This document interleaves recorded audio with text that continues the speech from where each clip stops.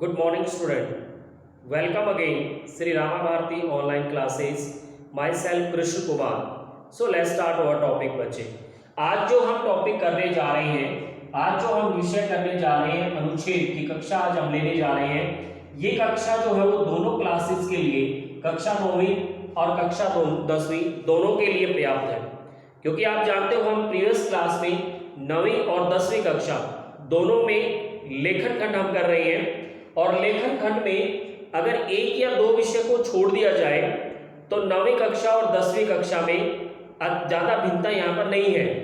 अगर आप बात करें जैसे कक्षा 9वीं में पत्र हैं तो 10वीं में भी पत्र हैं, लेकिन अंतर क्या है, जो कक्षा 10वीं के जो पत्र हैं वो औपचारिक हैं और 9वीं कक्षा के जो पत्र हैं वो अनौपचारिक हैं. अनुच्छेद दोनों में समान है. वहां पर चित्र वर्णन आता है 9वीं कक्षा में, तो 10वीं में क्या आ जाता है, सूचना लेखन आता है. बाकी रही बात संवाद लेखन और विज्ञापन लेखन, वो कक्षा 9वीं में भी आएगा और वो कक्षा 10वीं में भी आएगा. इसलिए आज की जो मेरी कक्षा है 9वीं, आज जो हम क्लास करने जा रहे हैं, ये 9वीं कक्षा और 10वीं कक्षा दोनों के लिए पर्याप्त है. और अनुच्छेद अपने आप में लेखन खंड का सबसे बड़ा प्रश्न है. इसके पीछे सबसे बड़ा कारण ये है कि ये 6 अंकों का आता है. बाकी सारे जो प्रश्न होते हैं वो 5 अंक में आते हैं. अनुच्छेद एक ऐसा क्वेश्चन है जो 6 अंकों में आता है, इसलिए अपने आप में सबसे महत्वपूर्ण प्रश्न है. अब दूसरी बात ये होती है, अगर मैं विद्यार्थियों के नजरिए से सोचूं या मैं विद्यार्थियों के नजरिए से आपको एक बात बताऊं, तो सबसे इंपॉर्टेंट चीज ये है कि जैसे ही हम अनुच्छेद का जिक्र करते हैं, बच्चों के मन में एक ही बात आती है कि कहानी सी तो लिखनी है, हम लिख देंगे. मैं मानता हूं आप लिख सकते हो, लेकिन उस लिखे हुए से हम ज्यादा से ज्यादा 2.5, 3 या 3.5 अंकों तक हम क्या कर सकते हैं, पहुंच सकते हैं. ज्यादा से ज्यादा हम यहां तक का स्कोर कर सकते हैं. 3 नंबर ले लेंगे हम, 3.5 ले लेंगे हम, इससे ज्यादा अंक हम नहीं ले पाएंगे. और अगर इसी चीज में हम एक सही प्रारूप के साथ जाएं, एक सही सोच के साथ अगर हम जाएं, तो हम यहाँ पर अधिकतम अंक भी प्राप्त कर सकते हैं. कहने का मतलब है आउट ऑफ आउट मार्क्स भी हम यहाँ से ले सकते हैं. ऐसा कोई बड़ा अपने आप में इशू नहीं है कि इसमें मार्क्स कटेंगे, बिल्कुल नहीं. लेखन खंड एक ऐसी चीज है बच्चे, जहां पर आप 26 में से 26 अंक प्राप्त कर सकते हो, बेशर्ते कि आप उनके प्रारूप को क्या करते हो, पूरा करते हो. क्योंकि अनुच्छेद पत्र जो भी ये लेखन खंड के विषय है, यहाँ पर प्रारूप में क्या किया जाता है, फोकस किया जाता है. तो आज हम बात करते हैं अनुच्छेद लेखन की. देखो, जैसे ही हम अनुच्छेद लेखन की बात करते हैं तो हमारे दिमाग में निबंध लेखन की तरह बात घूम जाती है कि ऐसे एक स्टोरी टाइप में लिखना है. नहीं, अनुच्छेद में और निबंध में अंतर है. अनुच्छेद अपने आप में कला है, जहां पर आप किसी भी विषय का संक्षिप्त परंतु महत्वपूर्ण वर्णन करते हो. संक्षिप्त तो होता है, पर वो क्या होता है, महत्वपूर्ण इशू होता है, महत्वपूर्ण वर्णन होता है अपने आप में. और सबसे बड़ी चीज ये है कि ये जो होता है वो अपने आप में विषय केंद्रित होता है, विषय से बाहर नहीं लिखा जाता. जबकि निबंध में क्या होता है कि हम कोई भी घटना, कोई भी कहानी का वर्णन भी क्या करने लग जाते हैं, उसके अंदर हम करने लग जाते हैं निबंध के अंदर. जैसे सपोज करो आतंकवाद के बारे में आ गया, तो जब आतंकवाद के ऊपर हम अनुच्छेद लिखेंगे तो हम सिर्फ और सिर्फ विषय के ऊपर केंद्रित रहेंगे. लेकिन अगर निबंध हम लिखने लग जाएं आतंकवाद के ऊपर, तो हम किसी भी आतंकवादी घटना का या किसी विश्व के किसी भी कोने में घटी हुई घटना का भी हम वहां पर क्या कर सकते हैं, वर्णन कर सकते हैं. तो अनुच्छेद में और निबंध में आई होप आप बात को समझ गए होंगे. अनुच्छेद विषय केंद्रित होता है, इसमें भूमिका की और निष्कर्ष की कोई गुंजाइश या ज्यादा महत्वपूर्ण इनके लिए ये दोनों चीजें नहीं होते. जबकि निबंध में भूमिका का और निष्कर्ष का सबसे बड़ा महत्व माना जाता है. यही अनुच्छेद और निबंध को क्या करता है, अलग करता है. ठीक है ना. अब हम देखिए निबंध को समझने की कोशिश करते हैं कि हमें निबंध को लिखना कैसे है, कि किस प्रकार से हम अपने निबंध को लिखें जिससे हमें अधिकतम अंक प्राप्त हो सके. तो देखिए, उसके लिए हम कोई भी एक विषय ले लेते हैं. हमारे पास बहुत सारे विषय मीन्स प्रश्न है. जैसे मान लो सपोज करो आतंकवाद हो गया, सपोज करो हमारे पास एक विषय है नारी शिक्षा हो गया, सपोज करो हमारे पास विषय है आधुनिक नारी हो गया, मीन्स बहुत सारे विषय हमारे पास हैं, हम यहाँ पर लाखों विषय लिख सकते हैं। ठीक है, अभी हमें अनुच्छेद लिखना है। सपोज कीजिए हमें नारी शिक्षा के ऊपर अनुच्छेद लिखना दे दिया, तो सबसे बड़ी चीज ये है कि हम किस प्रकार से अपने अनुच्छेद की शुरुआत करें, ये इंपॉर्टेंट बात है। तो देखिए अनुच्छेद जब आपको लेखन दिया जाएगा तो आपको कुछ संकेत बिंदु दिए हुए होंगे, कुछ संकेत बिंदु आपको दिए हुए होंगे, पहले से गिवन होंगे। जैसे मान लो अब नारी शिक्षा पर हमें अनुच्छेद लिखना आ गया और हमें संकेत बिंदु क्या दे दिए, प्राचीन नारी की स्थिति कैसी थी, ये संकेत दे दिया हमें।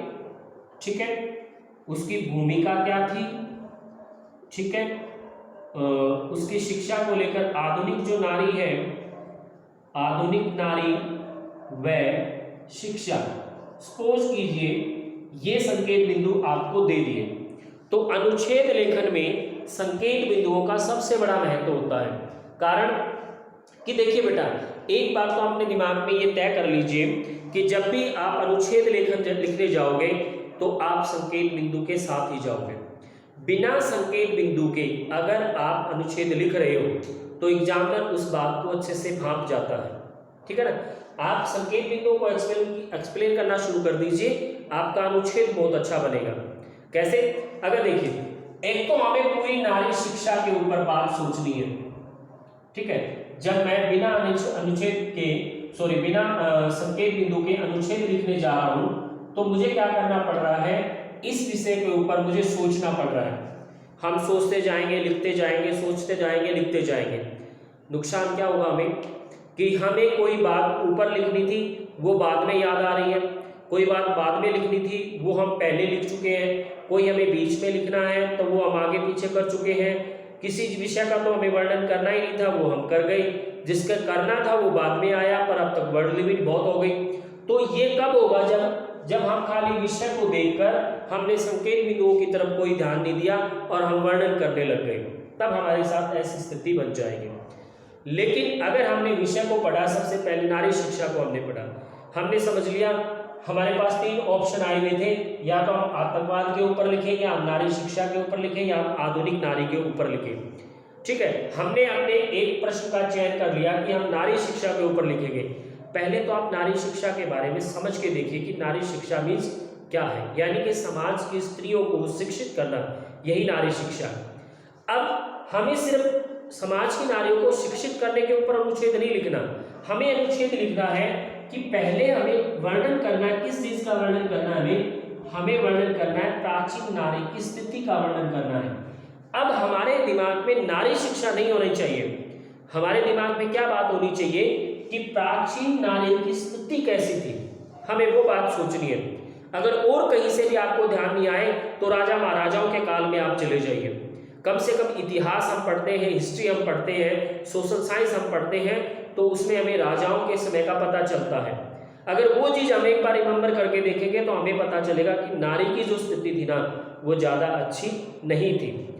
और सबसे बड़ी चीज़ ये है कि मैं आपको बता दूं कि 100 से लेकर 120 तक वर्ड लिमिट इसमें बहुत बहुत मानी जाती है, एक अच्छी स्थिति मानी जाती है कि आपने 100 से अधिक और 120 के आसपास अगर आपने शब्द ले लिए तो ये बहुत अच्छा अनुच्छेद माना जाएगा। अभी अगर मुझे इतने शब्द लेने हैं तो मुझे कुल मिलाकर आप ये मान के चलिए कि 15 से 16 लाइनें, 15 से 16 पंक्तियां, लाइनें हमें क्या करनी होगी, लिखनी होगी, इतना हमें करना होगा, पंक्तियां हमें लिखनी होगी, 15 से 16 पंक्तियां हमें कर लिखनी होगी।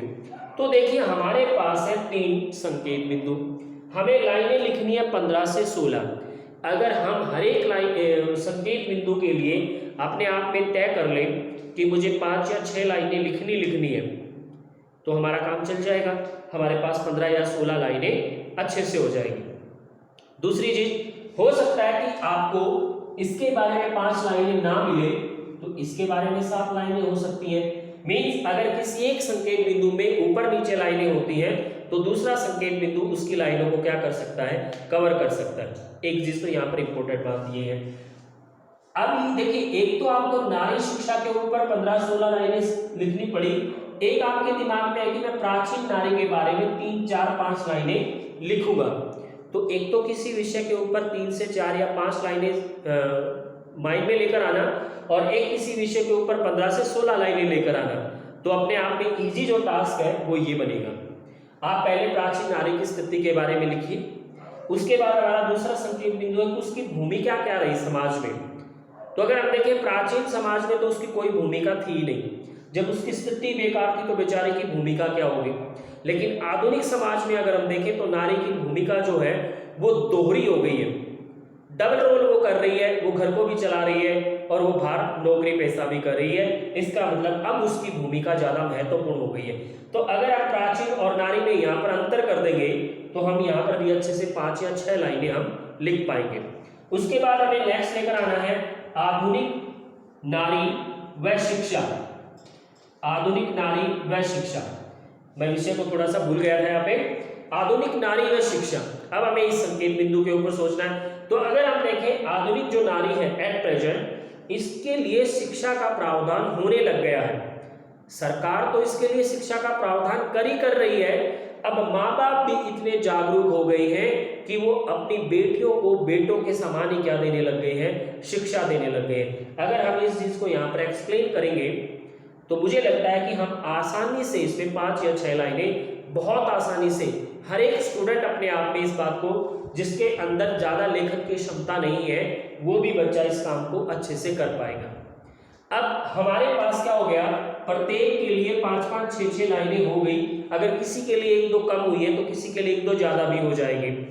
अब इसमें अनुच्छेद में सबसे महत्वपूर्ण बात क्या है बच्चे, सबसे महत्वपूर्ण बात होती है कि जितने भी वाक्य हम प्रयोग कर रहे हैं उन सभी वाक्यों के बीच में क्या होना चाहिए, संबंध होना चाहिए। मीन्स हमें मेनली ध्यान क्या रखना है कि जब हम प्राचीन नारी की स्थिति का जिक्र करके अपने 5 या 4 लाइनों को कंप्लीट करके जब दूसरे संकेत बिंदु को एक्सप्लेन करने आ रहे हैं तो हमें कुछ ऐसा यहां पर वाक्यों का इस्तेमाल करना है कि इसके अंतिम वाक्य और इसके पहले वाक्य के बीच में एक संबंध बन जाए, एक कनेक्शन बन जाना बहुत जरूरी है। ये सबसे इंपॉर्टेंट बात है। ऐसे ही दूसरे संकेत बिंदु से जब तीसरे संकेत बिंदु की तरफ हम आ रहे हैं तो यहाँ पर भी हमारी सबसे बड़ी जो सोच होगी वो यही होगी कि हम कुछ ऐसा सेंटेंस इसके अंत में और इसकी शुरुआत से लेकर जाएं कि दोनों की बात क्या हो जाए, कनेक्ट हो जाए। अगर आप इस तरीके से अनुच्छेद के लिए जाओगे तो आपका अनुच्छेद एक बहुत अच्छा सही प्रारूप में और सही विषय वर्णन के साथ आप कर पाओगे। इसलिए बहुत जरूरी है कि एग्जाम में अगर संकेत बिंदु दे रखे हैं तो संकेत बिंदुओं से एक्सप्लेन कीजिए, नहीं भी दे रखे तो भी अपनी तरफ से किसी भी विषय के 4 या 5, 3 या 4 संकेत बिंदु आप बना लीजिए। ठीक है, ये तो हो गया बच्चे संकेत बिंदु लिखते समय, अनुच्छेद लिखते समय संकेत बिंदुओं का वर्णन। अब अनुच्छेद के लिए सबसे महत्वपूर्ण बात क्या है, अगर आप अनुच्छेद को कुछ इस प्रकार से आप लिख रहे हो, मैं एक बार थोड़ा सा इसको रफ करते हैं। अगर आप अनुच्छेद को कुछ इस प्रकार से लिख रहे हो कि आपने यहां से लिखना शुरू किया, आपने 2, 3, 4 लाइनें यहां तक लिख दी, या आपकी मान लीजिए उत्तर पुस्तिका है, उत्तर पुस्तिका की सीट है ये, आप ऐसा मान के चलिए, आपने यहां से लिखने शुरू किया, आपने 3-4 लाइनें लिख दी। उसके बाद अगर आपने यहां से एक नया गद्यांश बना लिया, फिर आपने वर्णन किया, फिर आपने नया गद्यांश बना लिया, फिर आपने वर्णन किया, तो ये आपका क्या हो जाएगा, गलत हो जाएगा। या फिर आपने कुछ ऐसा किया कि वो जो संकेत बिंदु थे उनको यहाँ पर हेडिंग के तौर पर लिख दिया, नारी की स्थिति, फिर उसको वर्णन किया, फिर आपने आधुनिक नारी लिखा, फिर उसको आपने वर्णन किया। अगर आप ऐसा भी करना चाह रहे हो तो वो क्या होगा, गलत होगा। आपने क्या करना है बच्चे अनुच्छेद में, ना तो आपने किसी भी संकेत बिंदु को हेडिंग बनाना, एक बात, ना आपने अलग अलग पैराग्राफ बनाना जैसे आपने यहाँ पर बनाए थे। आप पैराग्राफ नहीं बनाओगे। अगर आप यहाँ से लिखने लगे हो और आपके पास 15-16 लाइनें यहाँ तक बन रही है तो आप हर एक लाइन को क्या करोगे, पूरा लिखोगे, बीच में कोई स्पेस, कोई गैप आप नहीं दोगे। कंटिन्यूसली विषय का वर्णन करोगे, ऊपर से लेकर नीचे तक आप लगातार विषय का क्या करोगे, वर्णन करोगे। ठीक है ना, बिना किसी गद्यांश के, अलग अलग पैराग्राफ के, बिना किसी हेडिंग के आप इस चीज का क्या करोगे, वर्णन करोगे।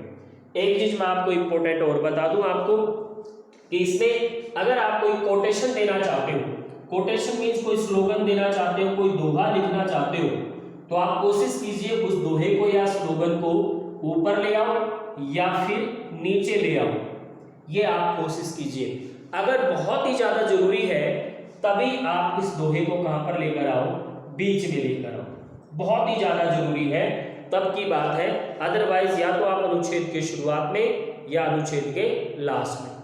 ठीक है, आई होप आप अनुच्छेद के विषय में महत्वपूर्ण जानकारियों को ध्यान में रखोगे और इन्हीं के तहत अपने अनुच्छेद लेखन की कला को निखारोगे। इसी इच्छा के साथ मिलते हैं नेक्स्ट क्लास में, तब तक के लिए good bye, God bless you.